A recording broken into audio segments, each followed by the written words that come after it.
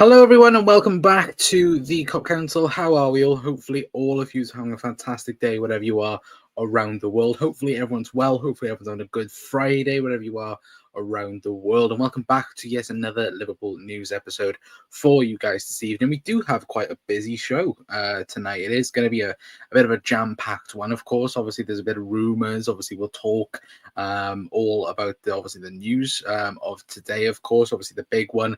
We're going to talk about Alexander Isak, of course, being linked to Liverpool, which we'll discuss in depth, of course, and get your guys' thoughts and get your guys' opinions as well. To be very intrigued to know everyone's thoughts in the comments. Well, of course, we'll extend on the video earlier on, of course, obviously discussing about obviously the loss that was published today. Of course, obviously Liverpool's finances for the last 12 months were published. Of course, it does mean we do have a £57 million debt, if you want to call it that. It's not really that realistically, but yeah, we'll talk about it a bit later on. We're going to talk as well about the Jurgen Klopp documentary as well, get your guys' thoughts on it, because I know, of course, it's caused a bit of debate, I think, on social media as well. If anybody has seen it, of course, do let me know.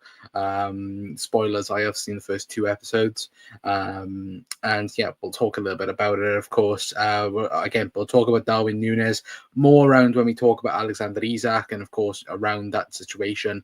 Of course, we'll be talking about Darwin's future, and we're going to talk a little bit of an update on David Ornstein and what he had to say about Mo Salah, Virgil van Dijk, and Trent Alexander-Arnold's contracts as well. So again, let me know your guys' thoughts, of course, down in the comment section and down below anyway. But if you are new, like I said, do hit the like button, hit the subscribe button, and all that good stuff as well, because look, at the minute we're posting videos pretty much 2-3 minimum a day at the minute as well. So again, loving doing the content, and again, you guys love it at the moment as well, because the support on the channel has been unreal the last couple of days and weeks, of course, anyway. But as always, it's always brilliant from you guys anyway. But thank you very much for tuning into the shows as well.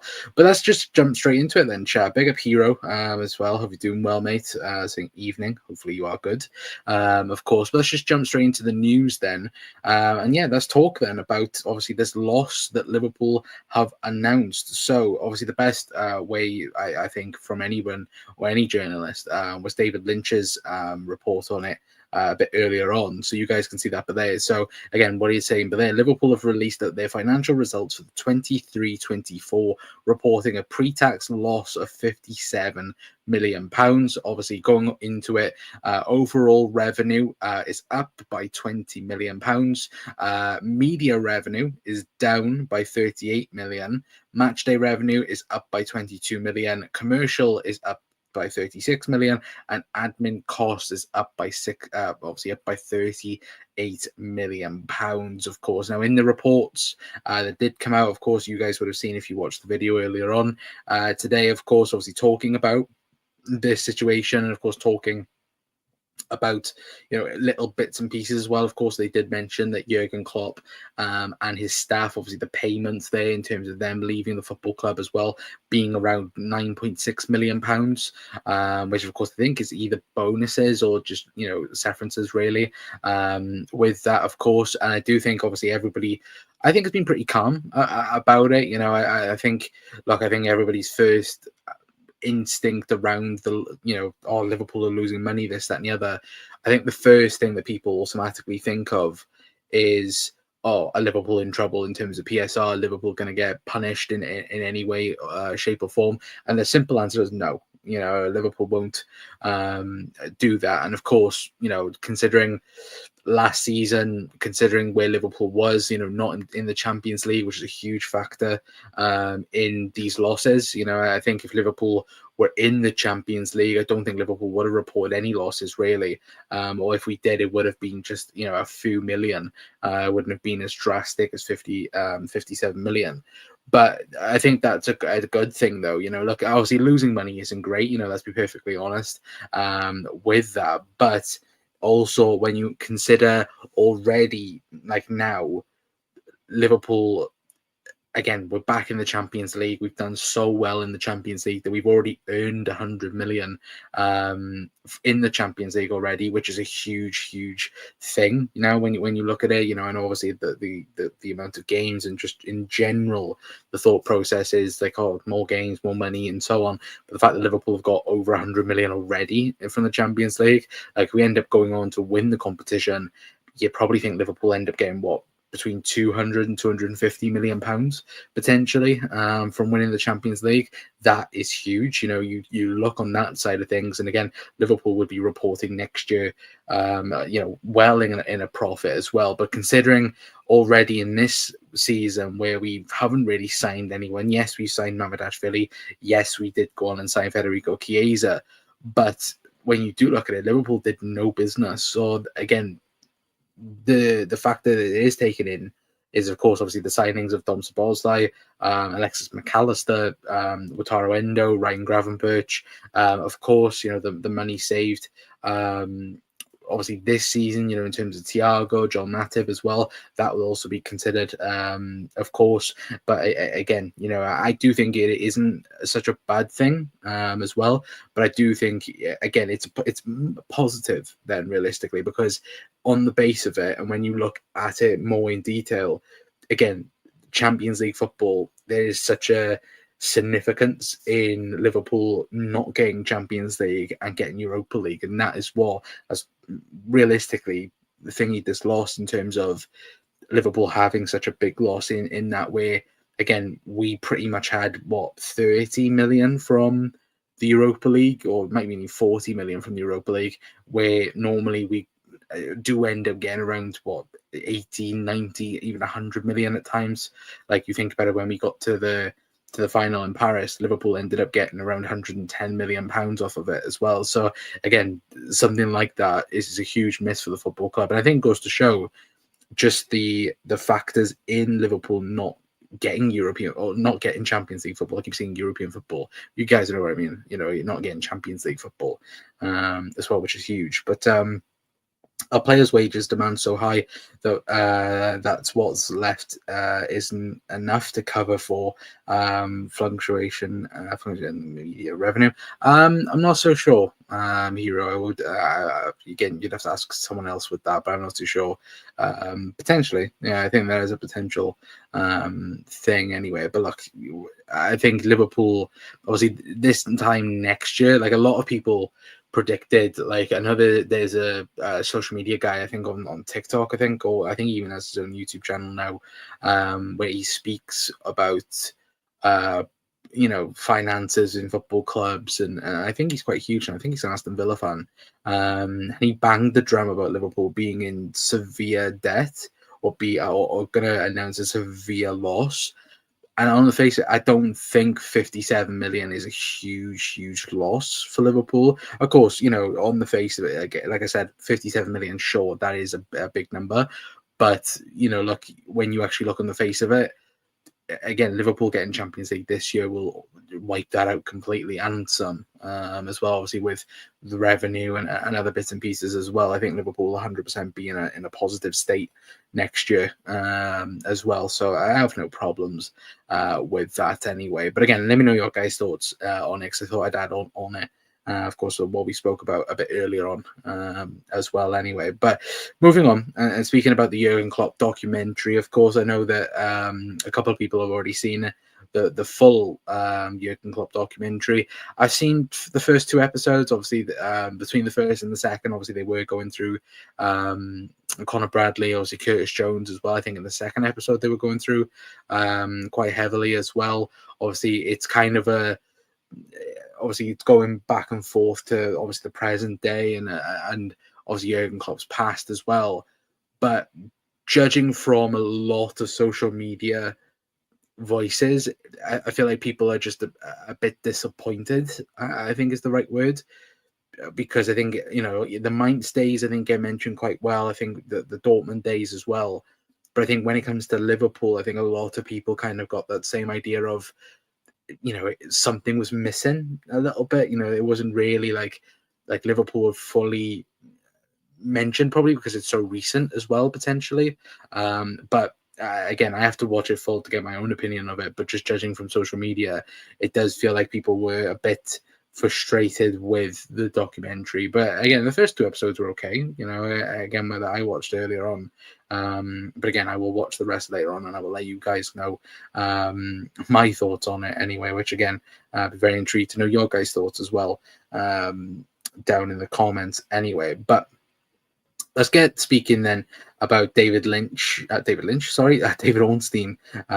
talk about David Ornstein and his update on obviously the big 3 in terms of contracts and what he has said. Of course, it was, I think, in a Q&A session yesterday with The Athletic, suggesting again that there seems to be some optimism around the contracts, as you can see below, realistically. But yeah, as you can see on screen right now, it does say the talks continue, and there has long been optimism around around Anfield in regards to Salah and Van Dijk. I'm not aware of an agreement being reached, but both players seem to be keen to stay. Plus, as far as we know, Liverpool absolutely want both to obviously both to keep both as well, which again, it's not really a new update.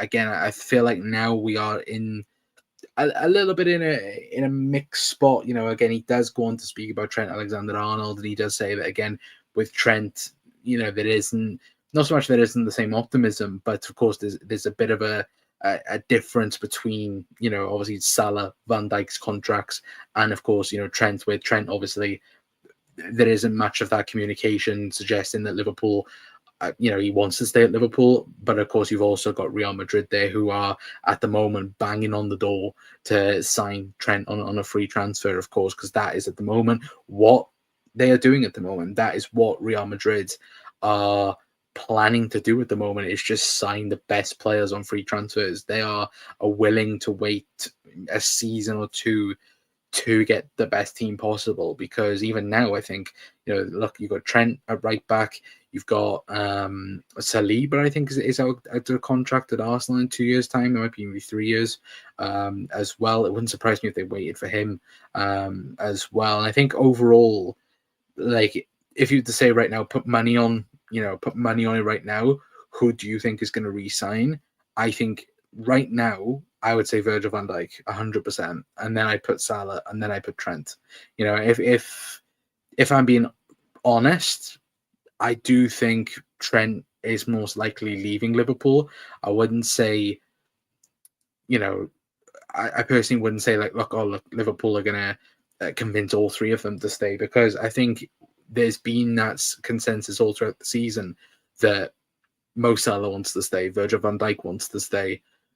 Trent, we've heard nothing off of him, no interviews, obviously nothing suggesting that he wants to stay, or there's been no encouragement of that. Of course, you kind of expect it, because again, obviously Scouser, it's his club, if you want to say that. But again, there's been no inkling that he wants to resign. And at the moment, every single time you look at a report from Spain, they suggest that it's pretty much done as well. But it would be the absolute shocker if one day, which is random announcement, Trent signs new contract, and then Van Dijk and Salah then re-sign. Because a lot of obviously conspiracy theories at the moment is that both of them have re-signed. And of course, they're not announcing it because they don't want Trent to have that pressure of being the odd one out a little bit. But in that same consensus, you kind of need Virgil van Dijk and Mo Salah to get their contracts sorted, and if that is the case, of course there's obviously conspiracy theories, but if that is the case, again, I want Van Dijk and Salah signed ASAP. I don't want to be waiting and not singling out Trent, because again, at the end of the day, if you want to stay, then sign the contract as well. But let me know your guys' thoughts down in the comments down below anyway. But big up John as well, saying hi Con. Do you think us winning the league makes it easier for us to attract the best players available? 100%. Why wouldn't you want to join the Premier League champions? But also, for me, I think it also adds to it, because I think a lot of people, probably been the summer, I had that same sort of opinion of, oh, well, if Jurgen Klopp's gone, of course, Liverpool is attractive enough because, again, it's Liverpool, obviously the history and so on. But could Arne Slot convince, key players to join him? I think, now, why not? I think every player in world football will be watching at Liverpool this season and going, wow, what an amazing job Arne Slot has done. What an amazing team that is. Again, if Liverpool do end up re-signing everyone, again, when we talk about Isak now in a minute, again, Alexander Isak is probably the best striker in the Premier League this season. Again, I don't think anybody has any doubts about that or questions about that. But again, can they attract the best players? 100% we can. Get it done, please. Well, says I'll pick up Al as well. Hope you're doing well, mate. As well, but yeah, no, I would agree 100% with you on that. To be fair, and look, hopefully we will hear something huge. I think Virgil van Dijk did say that we'll hear something this month. Obviously March, sorry. So again, I hope that we hear good news concerning Van Dijk, Salah and Trent. I would like all of them to resign. Looking realistically, Liverpool being on top of the Premier League, hopefully go on and do something amazing in the Champions League. But again, we have to do certain things where you look at it and go, maybe Trent might look at it and go, oh yeah, maybe I want a new challenge. Maybe if Liverpool go on and win the Premier League, or say if Liverpool went on, did the double, win on the Premier League and the Champions League, or even the treble. In that sense, if we need to do that, that's probably the best way you could possibly leave a football club. But yeah, look, I think for argument's sake, I think Trent should stay at Liverpool because Jurgen Klopp said it best. You could go there and just be another one of them players. Because for me, I don't think Trent would get the same type of freedom at Real Madrid than he would at Liverpool. And look at the way they treated Gareth Bale. Gareth Bale was one of the best players for Real Madrid, and he got treated awfully by the fans. Imagine if Trent has a terrible defensive performance. You can easily see them losing hope. If they did one of the best wingers at the football club, what are they going to do with Trent, really? But look, that's obviously down to Trent and his thought process anyway. But again, let me know your guys' thoughts on that, of course, as well. But let's talk then about, we're going to talk about Isak, and we're going to talk about obviously it's linked in with Darwin Núñez a little bit, because again, I want to know your guys' thoughts on it, of course. But starting off with Darwin Núñez, now Fabrizio Romano today, of all friggin' days, decided to put this post up on X, as you guys can see it right now. So yeah, there we go. So yeah, as he says, Darwin Núñez full focus until July, remains on Liverpool after Al Nassr deal collapsed in January, but then he has a strong chance to leave the club. Núñez exit in the summer is concrete possibility already discussed in recent months. Now, for me, I look at it and I go, I do think Darwin Núñez will leave Liverpool Football Club in the summer. I do. I think Núñez will go, but the question is, where will he go? Now, I think if teams know Darwin's going to be available on the market, they might take a gamble on him. You might see teams come out left, right, and center and go, oh, maybe we want to sign a Darwin Núñez, for example. For me, I think he goes to Saudi, and I think they will get some type of deal done, because look, Liverpool were fully willing to sell him in January. It was just the big problem was Liverpool could not find a replacement to get him, and then that's the real difference, really, where Liverpool, if we had the chance to get our preferred target, I think Liverpool would have done the deal in January.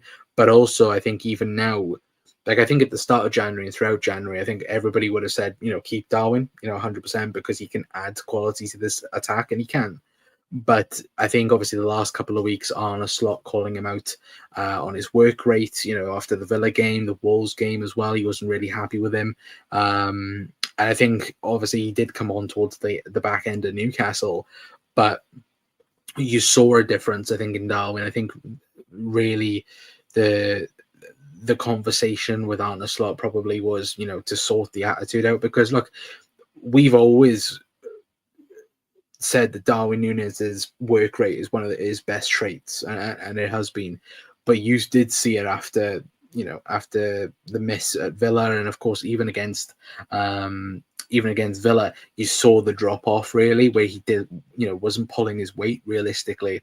And you saw that, and I think Arne Slot was very open about it, and I think rightfully open about it, because like he has said this season, there is standards to this. There is a standard that Liverpool and Arne Slot is hoping this Liverpool team will reach, and he's already spoken about how his level is the Virgil van Dijk level, the Mohamed Salah level, where that is the baseline you have to be at. And at the moment, Darwin Núñez hasn't been that over the last couple of weeks. But I will say it against Newcastle for the last 10 minutes, again, his work rate was very, very good, for sure. And I think overall, like, even though Darwin is frustrating in terms of, not finishing good chances and so on, again, you can always commend him on his work rate, because he is one of the best work rates for Liverpool. 100% he is, as well. But look, we'll have to wait and see in terms of Darwin anyway. But big up Jev as well, saying Isak to Liverpool, 100 million is okay, not 150 million. Well, we'll get on to Isak now, to be fair, and we'll talk a bit about him as well, because look, he is the best striker in the Premier League. Again, he's not the best player in the Premier League, because that is Mohamed Salah anyway. But if you guys can see that, hopefully now on the screen. So as it says below, obviously this is taken from this is Anfield taken, and it does say, as hopefully it's come up on the screen. There we go. So you guys can see, but there, Reds have growing interest in Alexander Isak, latest Liverpool news. Again, apologies for any pop-ups that does come up. For again, this is one of the websites I hate the most. Go away. But as you can see, the Reds have growing interest in Alexander Isak. Liverpool continually to reportedly pursue a summer move for Alexander Isak, aimed plenty of reaction to the Reds' 2-0 win over Newcastle. It does go on to say that the Reds have been linked with an audacious summer move for the Swede after, and according to the Times, Martin Hardy, they are growing. Have growing interest in him. Arsenal are seen as long-term suitors for Isak, but Newcastle are understandably desperate to keep him, and his contract deal doesn't expire until 2028. The thought of Liverpool signing the 25-year-old this summer is mouth-watering, coming in and an upgrade on their current central options, which is true, and let's be perfect, that is 100% true. Like, he would walk into Liverpool's team, quite obviously, let's be perfectly honest with that. He would walk in, would easily be the starting striker for Liverpool. Of course, would perfectly fit in at Liverpool, because, again, obviously the injury that he did sustain just before the Liverpool game, again, perfect Liverpool player, gets injured, and then we have to find a solution elsewhere anyway. But no, all joking aside, he is the best striker in the Premier League this season for sure. And I know Manchester City supporters are going to be shouting at me and saying, no, Erling Haaland is the best striker in the Premier League. No, that's just not true. This season in particular, Haaland has not been the best striker in the Premier League. It has been Alexander Isak.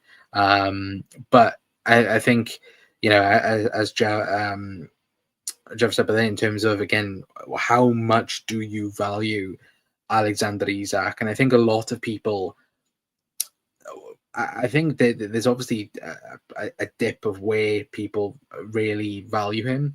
Like, again, some people may think he's around 100 million.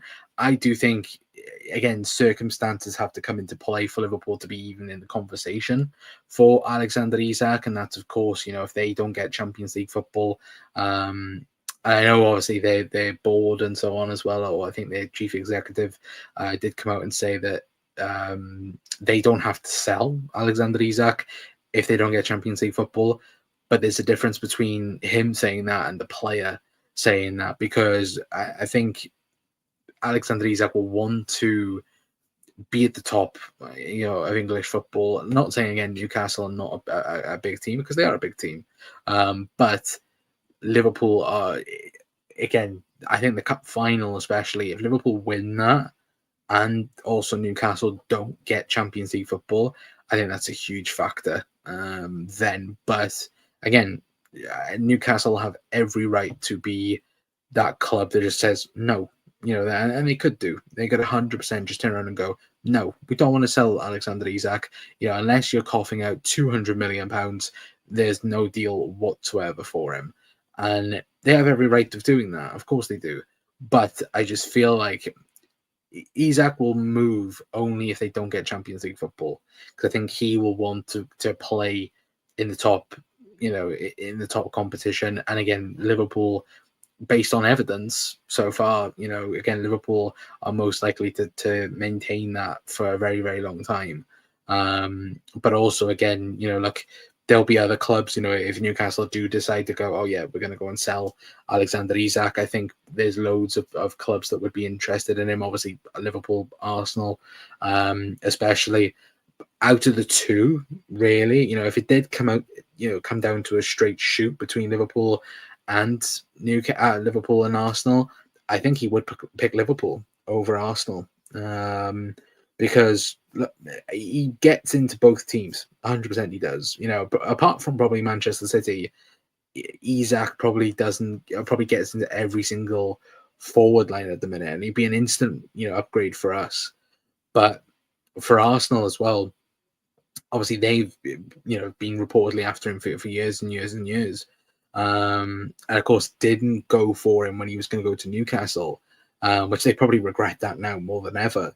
But when you look at that type of situation, like, I feel like Liverpool could go all in for Alexander Isak and still be fine and capable enough to go and do other transfers, because again, you look at, we didn't sign Caicedo for 100+ million. We didn't spend any money in the past. Well, this past season, we didn't spend any money really.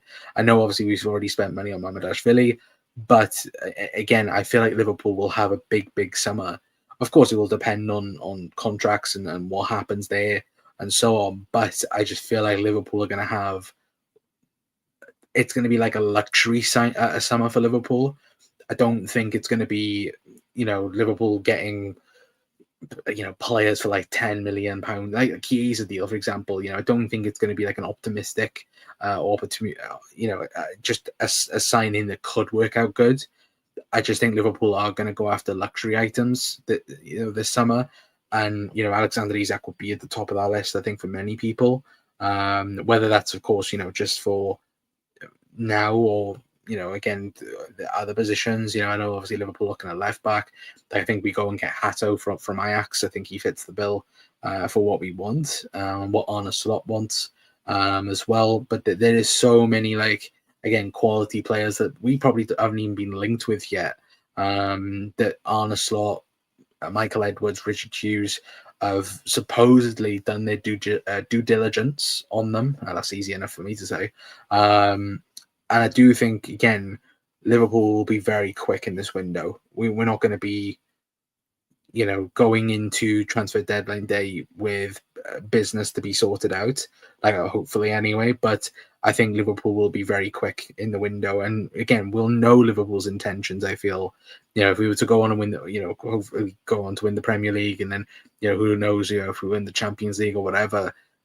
Again, the statement of intentment is going to be there this summer, and whether or not that's going to be Alexander Isak, whether that's going to be at Matheus Cunha, could it be at Hato? Like, again, like, these players will kind of get, I think, some sort of idea maybe in the next month or two of the players that we are going to go for. Like, similar, like how we knew, like, back in, what was it, 2018. Like, we kind of knew that Liverpool were going to go after Shaqiri and this, that, and the other. And there was kind of inklings a little bit into, what Liverpool were going to plan on doing. I feel like there will be something like that again. But again, time will tell with it anyway. But let me know your guys' thoughts, of course, in the comments down below. Again, how much would you guys spend on Alexander Isak. I think maximum you could go to is 150, obviously depending on sales as well. I think again Liverpool, if the money is still there for Darwin, from Saudi, and of course that 75 million that was getting spoken about, again Liverpool could easily recruit that and then go out and splash it on Alexander Isak, for example, as well. But it will be interesting to, of course, see whether or not Liverpool do go for it. But I do think Liverpool, if the opportunity is there, go and do it, because he will simply add more quality to Liverpool. And if you think about it, if Mo Salah matches his season next year and Isak does for this year, again, you're getting over 60 goal involvements just off them two alone, let alone the rest of the team as well, which would be unbelievable, to be fair anyway. But again, let me know your guys' thoughts in the comments down below. I'll be very intrigued to know your guys' thoughts down below as well. For me, I think Liverpool should go all in for him. But again, let me know if there's any other players that you think Liverpool should go all in on the summer, because I do think Liverpool should realistically sign top quality players in the summer, 100% as well anyway. But again, let me know your guys' thoughts in the comments down below anyway. But tomorrow show, I don't think there will be a show tomorrow, to be fair, unless anything does come out. Of course, obviously there's no football, so again tomorrow there will be a video up on the channel, and basically my predictions for the Champions League. We're going to do a video on that, talk about in depth about the Champions League as well. But again, get your guys' thoughts in the comments, of course anyway. But big up Gary as well, doing well, mate, saying I think we'd go 120, but only if we get 70 to 75 million for Darwin. Yeah, like I could agree with that. I think we'd go full in 150 if we were to get the 75. But unless we get that, then no, I don't think we go anywhere near it. To be fair, but Bigger being as well saying availability is the best ability. What is Isak's injury record like? It's not too bad. Like this season, he hasn't really been injured. Again, obviously he did pick up that injury, didn't he, just before the Liverpool game? But this season's not so bad. I think last season he did suffer a little bit with, I think, muscle problem, I think it was. But yeah, again, not too bad.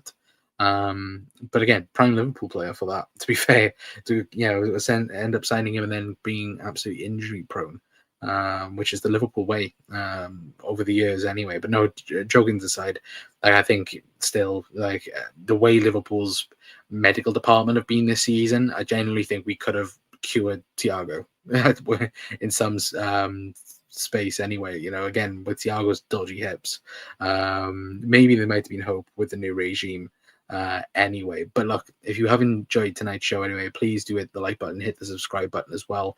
We are on the road to 2K. I believe we are, is it 8 or 9 subscribers away from 1.9, so we can get to 2K, like I said, for the end of the season. That's the aim for me personally. But yeah, we'll have to wait and see what does happen, of course, anyway. But again, all the support is brilliant. Thank you anyway. Thank you to you guys for tuning in as well. And yeah, let me know your guys' thoughts in the comments down below as well, how much you'd buy Alexander Isak for as well anyway. But until next time, guys, that is going to be it from me. I've been Connor from the Cop Council. I see you guys tomorrow. Ta-ra.